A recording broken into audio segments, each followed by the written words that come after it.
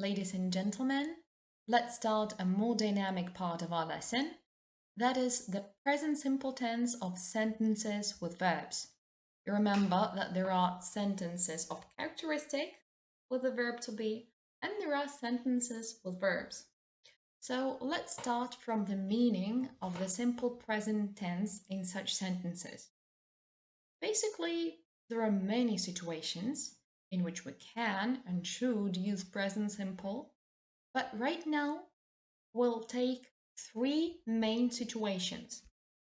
Number one, something that happens in general or regularly. Let's consider the two examples.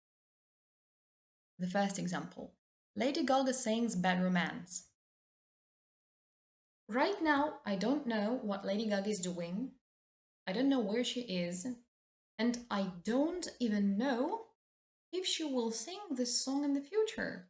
Я даже не знаю, будет ли она петь эту песню в будущем. But if somebody asks me, and who sings Bad Romance? I'll answer that Lady Gaga sings Bad Romance in general, в общем. Or regularly, you spend too much time in social media. Again, maybe at the moment you are not even looking at your phone, maybe you're not surfing the net, but regularly, every day, several times a day, every hour, you spend time on social media. Situation 2 is pretty similar to the previous one, to situation 1, but we must understand that not all verbs are about actions or even processes. Some verbs are about states, состояние. They mean states. For example, to live, жить. This is not an action, right? You can't live, well, of course, everything is possible, but generally live is not an act.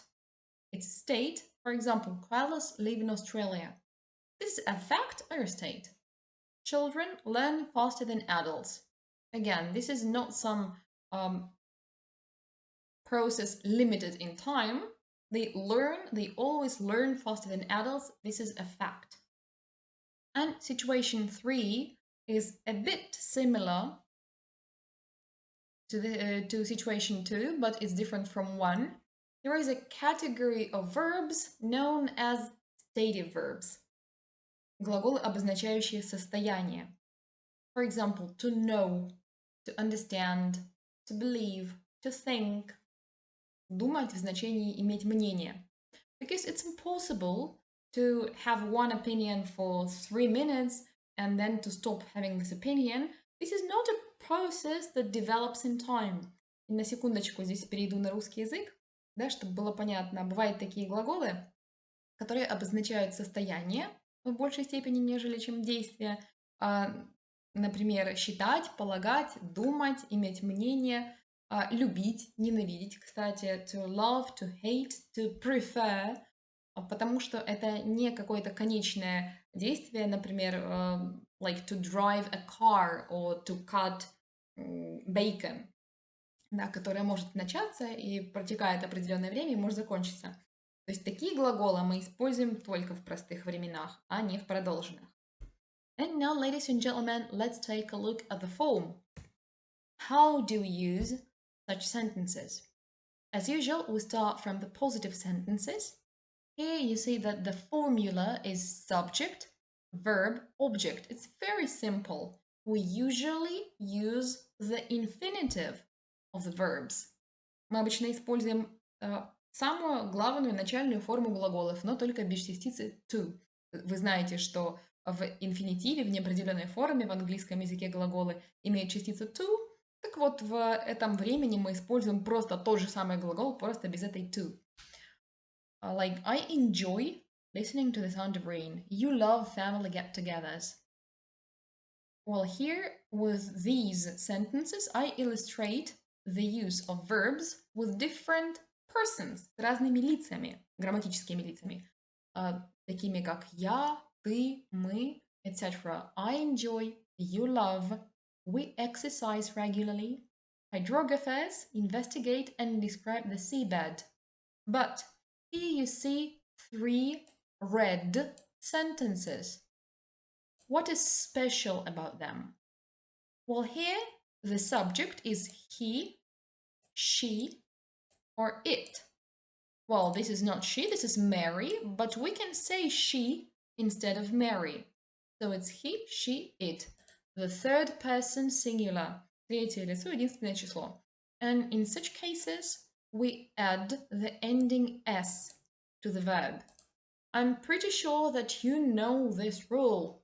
Most students know this rule, but they often forget to say this s at the end of a verb. So if at a lesson I'm showing something like this very intensively, it means that somewhere in your speech you didn't say this ending s. Think what have you been saying, and well, maybe you need to repeat the sentence with the ending s. So once again, he avoids doing difficult things. He avoids. It often rains in April. Mary misses her childhood.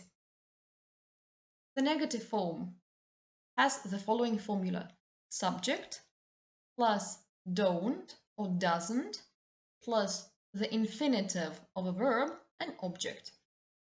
Don't is the short form of do not, and doesn't is the short form of does not. And like in the sentences with characteristic, with to be, not is stressed. Если форма полная, то not ударная частица, на нее падает ударение. Но обычно мы произносим сокращенную форму, поэтому я везде написала сокращенную.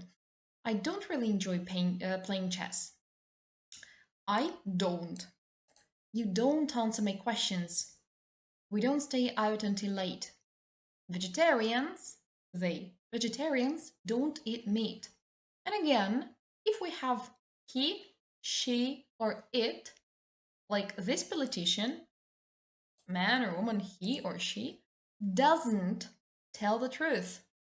She doesn't go in business abroad. She doesn't. So again, with he, she, it, we need s. But if in the positive form, the s is at the end of the verb, he avoids.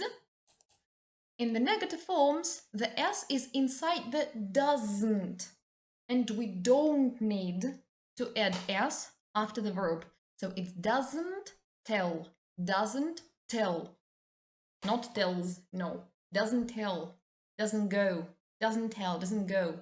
Or if you use the full form, this politician does not tell the truth. She does not go in business abroad.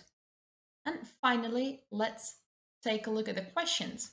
You remember that there are general questions, that is yes or no questions, and special questions with question words. In both cases, the word order, порядок слов, is the following: do, subject, verb. Does, subject, verb. We may have a question word, or we may not have a question word. This is the word order. Do, subject, verb. Do play cards? How often do they visit you?